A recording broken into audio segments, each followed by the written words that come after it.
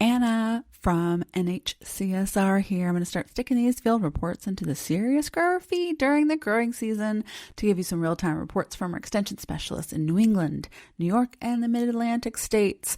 Look for links to resources from extension educators in your region and pay close attention to where some of these reports are coming from because we'll be covering a wide region. Please reach out if you need help connecting with your local extension specialist wherever you are, and we will get you hooked up with the right expert in your area. All right, top line reports for July 29th, 2026. Most of the Northeast region is experiencing wet weather, which can exacerbate disease development that we expect during the summer. This is particularly poor conditions for folks who are starting storage onion harvest across the region, and we are starting to hear reports of powdery mildew on cucurbit crops. Folks who rely on fungicides to protect their squash and pumpkin crops are threading the needle between rainstorms and getting out preventative fungicides for fields that are affected by powdery mildew.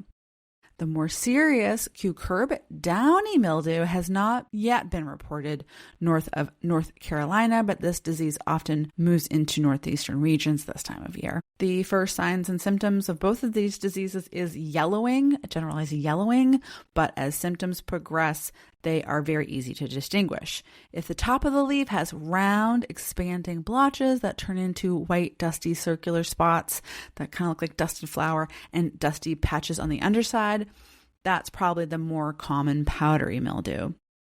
If the top of the leaf has bright yellow angular patches bounded sharply by leaf veins, and the underside of the leaf has dark gray, purplish, or maybe even brown fuzzy mold, downy looking mold under those yellow spots, that might be the severe downy mildew. I'm including the links to some Cornell fact sheets on how to manage these two diseases, as well as a link to the IPM Pipe website where you can see where downy mildew has been reported across the United States this year. In sweet corn, we are seeing an uptick of corn earworm and western bean cutworm moth activity across the Northeast.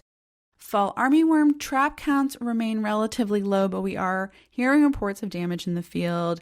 Given that fall armyworm is typically well controlled with the crop protection materials that we are using to target corn earworm, and because these reports coincide with low corn earworm populations, we feel pretty confident that these reports are not a sign of a concerning situation, but that perhaps normal fall armyworm damage is showing up on fields that are unsprayed because there's no need to spray for corn earworm in low populations. Another wild card pest in sweet corn would be sap beetles. We're hearing some reports of sap beetles causing problems in sweet corn.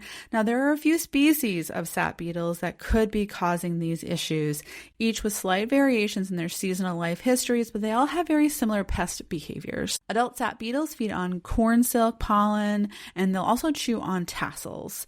Those adults will lay eggs in the silks, very similar to corn earworm, and the larvae that hatch out can be found inside ears. But we typically only see them as a problem on their own when populations are very high. We generally think of them as secondary pests that take advantage of the damage caused by other insect pests, usually other caterpillars. So you'll usually find these sap beetle larvae alongside, some of the boring larval infestations. Again, most of the crop protection materials we use for corn earworm have efficacy on sap beetles, but not the BT products that are relied on heavily in organic systems that only have efficacy on caterpillar species and are not toxic to beetle species. So keep that in mind if you use BT for your corn earworm. There is some evidence that sweet corn varieties with more open tips tend to be more susceptible to sap beetle infestations. So you might consider selecting varieties with nice, tight tips at the silking end. I'm including a fact sheet from Penn State with more information about monitoring and a little bit more advice about control methods. We're hearing reports that fall brassica crops are starting to go into the ground across the region, and we are keeping an eye out for crucifer flea beetle on young plants. Most folks rely on physical exclusion to keep those plants free of that shot hole feeding that's classic for crucifer flea beetle.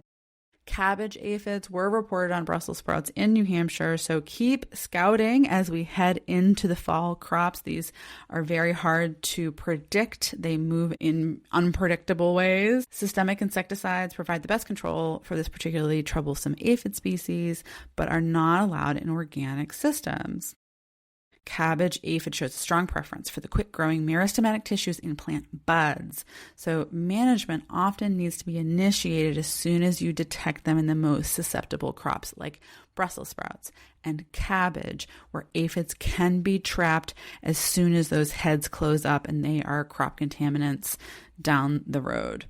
Products containing the growth regulator azadirachtin provide good control in organic systems, but insecticidal soaps and oils can suppress low populations as long as you start applying them early and often. We're getting contradictory reports of scarab beetle pressure across the region.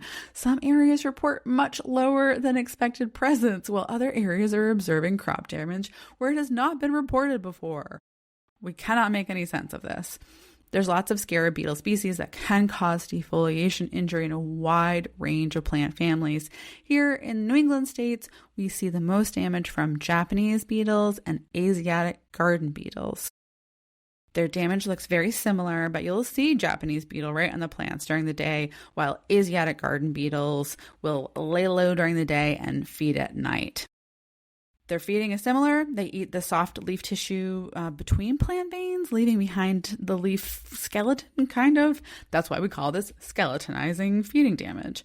Even though these beetles can cause really conspicuous leaf feeding damage, we really urge folks to wait and see when it comes to using pesticides to control Japanese beetle. They often move along after time, causing, conspicuous damage, but not any real damage to yields. And sometimes if you use a broad spectrum insecticide, it might flare other pests that are harder to control, like spider mites, something like that. Unless you are in an area that is really dominated by pasture land, mesh trapping is certainly an option for scarab beetles, and it can be very satisfying. There are many commercially available traps with one or more types of attractants, a floral compound, a sex pheromone, and an aggregation pheromone. Some traps even design the beetle's behavior themselves using a sock with good airflow versus a bag, and it can induce a synergistic effect where odors from trapped beetles will amplify that signal and make the traps even more attractive to other beetles. Do consider where you place your trap, thinking about prevailing winds as you are trying to intercept the beetles on their way into susceptible crops. You may need to make some alterations to your trap to make sure you capture everyone you've called into that party. You don't want them spilling over. A trash bag can often do the trick, which is very gross, but effective. All right, a deep dive more on biological pesticides as our conversation turned to fusarium and verticillium wilts in solanaceous crops like eggplant and okra. There are some slight differences between these diseases, and there are some tricks to distinguish between the symptoms. So, for example, fusarium is famous for the yellow flag phenomena. You'll frequently see one branch turn bright yellow while the rest of the plant stays green, or even one half of a compound leaf will turn yellow while the other leaflet will remain green.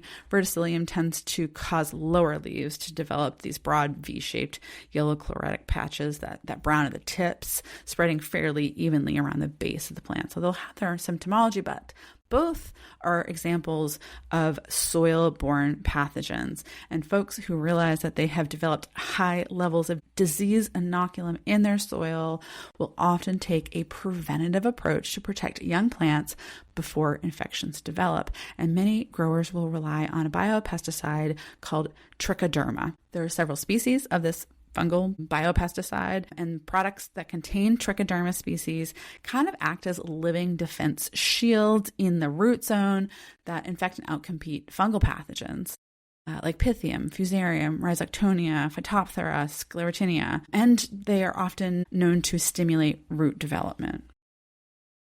Products like Root Shield granules can actually be incorporated right into potting media when you're preparing your transplants. There's some other products that contain trichoderma, Root Shield Plus, Tenet, Trianium. These are formulations that can be applied as a soil drench, and some are labeled for use through the drip irrigation.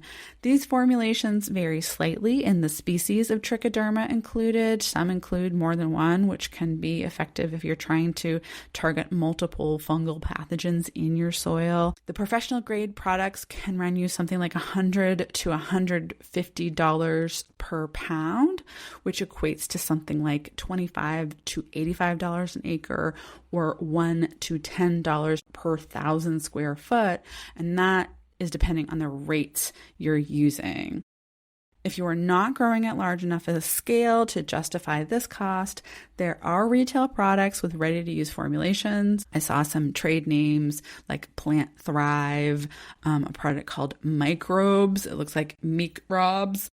Those over-the-counter products will run you something like $20 to $50 a bottle just for a small space. And remember that trichoderma are living biopesticides. They are living fungi, so they thrive when soil temperatures are between 50 to 90 degrees Fahrenheit, and they like to have moderate moisture. So manufacturers recommend avoiding applying to bone-dry soil, and because trichoderma are a living fungus, they should not be applied with traditional fungicides. All right, that's it for today. If you have any questions or suggestions about what you'd like to hear more about, let me know. And thanks for listening.